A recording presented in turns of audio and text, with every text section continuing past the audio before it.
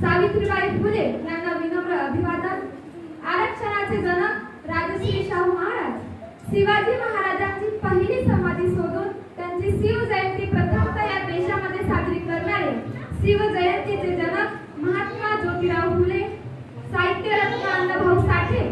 मला इथे बोलण्याचं आणि तुम्हाला ऐकण्याचं राज्यघटनेचा भाग क्रमांक 3 मध्ये जे मूलभूत अधिकार म्हणजे स्वातंत्र्य खऱ्या अर्थानं लिहिणं म्हणजे काय हे जगाला दाखवून दिलं ते म्हणजे ज्ञान सम्राट, विश्वरत्न, भारतरत्न, बोधिसत्व, परमपूज्य, महामानव डॉक्टर बाबासाहेब आंबेडकर.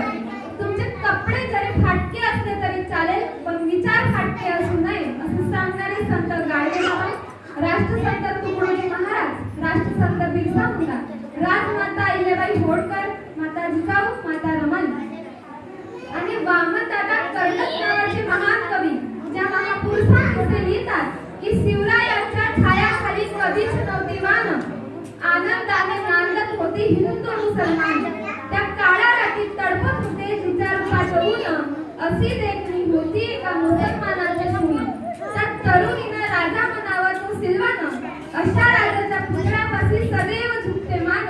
असाच माझा राजा होता माणुसकीची खान, असे छत्रपती शिवाजी महाराज आदर्श पुत्र छत्रपती संभाजी राजे या सर्व संत महापुरुषांना आणि महामातांना मी प्रणिता नांदवे तुमच्या टाळ्याच्या गजरात अभिवादन करते.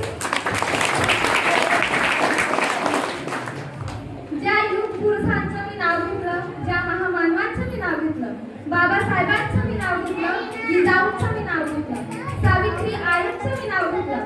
आज तुम्ही सुरक्षित आहात.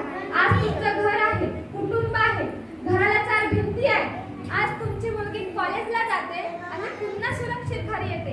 आज तुम्ही सुरक्षित आहात तर तुमचं कर्तृत्व पण नक्कीच आहे. पण हा महामानवाने विचारांचा आणि रक्ताचा विषय या मातीमध्ये घातला म्हणून तुम्ही आम्ही या ताट मानून या समाजामध्ये फिरत आहोत. म्हणून मी आज या तरुणांच्या मध्ये शिवाजी महाराज बघायला आली आहे. तुमच्यामध्ये तुमच्या अंतरंगामध्ये सावित्री आई बघायला आली आहे. या वादळाशी खेळणारी मी माझी रमाई बघायला आली आहे. आज आम्हाला वेळ नाही, लक्षात घ्या. आज आम्हाला महामानवासाठी वेळ नाही.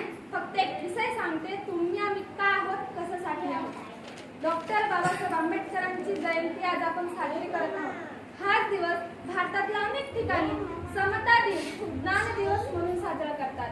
इतकंच नव्हे तर ब्रिटनमध्ये, कोलंबिया, कॅनडा यासारख्या ठिकाणी सुद्धा आंबेडकर समता दिन हा दिवस साजरा केला जातो. आणि आपल्या मनुष्याच्या अशा रीतीने परदेशातही गौरव व्हावा ही आपल्यासाठी अत्यंत अभिमानाची बाब आहे. खरं तर डॉक्टर बाबासाहेब आंबेडकरांचा जन्म ज्या परिस्थितीमध्ये झालेला होता त्या परिस्थितीमधून डगमगून न जाता त्याच्यावर काहीतरी उपयोग केला पाहिजे, जो फक्त माझ्या स्वतःच्या उपयोगात असणार नाही, तो संपूर्ण समाजासाठी उपयोगात असला पाहिजे असा त्यांनी विचार केला. आणि समाजामध्ये न्यायाचा तत्व प्रस्थापित करण्यासाठी त्यांनी स्वतःला झोकून दिलं. अर्थात त्यांचा हा प्रवास अजिबात सोपा नव्हता. त्यांना भरपूर साऱ्या गोष्टी सहन कराव्या लागल्या, पण तरी सुद्धा या भीमरावाचा प्रवास थेट महामानवापर्यंत झाला. जयंती बाबासाहेबांची आहे, जयंती विश्वरत्नाची आहे, बोधिसत्वाची आहे. जगात 194 राष्ट्र आहेत. 187 राष्ट्रामध्ये आपल्या बापाची जयंती होते. हा काही साधा सुद्धा संघर्ष नाहीये भाऊ.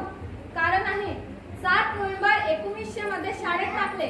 शाळेला सुरळीत चालू आहे. शाळेच्या समोर पाणी पिण्याचा माठ आहे. त्या माठाजवळ पाणी पिण्यास लेकरं जायचे. प्रत्येक लेकरू काय करायचा, ग्लास घ्यायचा, माठात बुडवायचा, पाणी पियायचा. बाप बुद्धिमान आहे, बाप शिक्षक आहे, घरामध्ये संप्रदाय चांगला आहे. पण हे करत असताना पाणी पिण्यास गेले तेव्हा त्यांच्या हातातून ग्लास हिसकून ध्यानात आलं, मी सांगितलं तुम्ही जातीनं अस्पृश्य आहात, इथून पाणी तुम्हाला चपरासी वाटेल. चपरासी यायचा, लाच घ्यायचा आणि बाबासाहेब दोन्ही हात असे करायचे आणि ते तिथून वरून पाणी द्यायचे, नंतर बाबासाहेब पाणी पियायचे.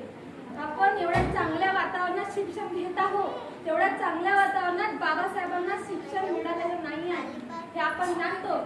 म्हणजे त्यांना वर्गाच्या बाहेर बसावं लागत होतं, तरी सुद्धा त्यांचा कान आणि लक्ष पूर्णतः वर्गाच्या आतमध्ये असेल. आतमध्ये जे शिकवलं जातं ते सगळ्याचं सगळं माझ्या डोक्यात व्यवस्थित असलं पाहिजे, मला व्यवस्थित ऐकू आला पाहिजे, हा त्यांचा विचार असेल.